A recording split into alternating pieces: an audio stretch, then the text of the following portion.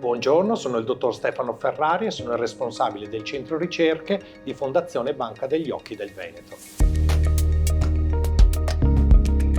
La parte che sicuramente mi piace di più del mio lavoro è la sfida a trovare a fine giornata un risultato, una risposta ad un quesito scientifico che permetta di aggiungere un piccolo mattoncino a quello che è il puzzle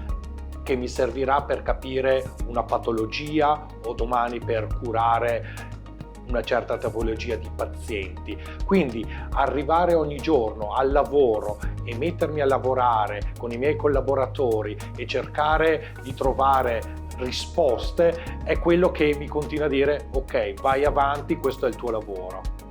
Sono molto legato alla citazione di uno scienziato che è quello che ha scoperto la procreazione medicalmente assistita e per il quale ha vinto il premio Nobel alcuni anni fa, il quale diceva sostanzialmente che la scienza, il lavoro di un ricercatore, il lavoro di uno scienziato è ogni giorno un insuccesso, ogni giorno arrivare a fine giornata con un esperimento che non va, con qualcosa che non funziona, ma la gioia poi di arrivare a quel giorno in cui c'è un risultato positivo, in cui si è fatta una scoperta, ripaga moltissimo di tutti questi giorni in cui si è un po' sofferto per la mancanza di risultato. Ecco,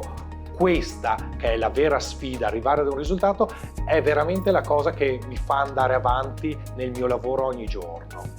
È importante firmare per il 5 per 1000 perché la ricerca scientifica costa ed è fondamentale sostenerla. Non soltanto a livello di reagenti e strumentazioni, ma anche finanziare il personale, giovani ricercatori che vogliono rimanere in Italia a fare una ricerca di qualità.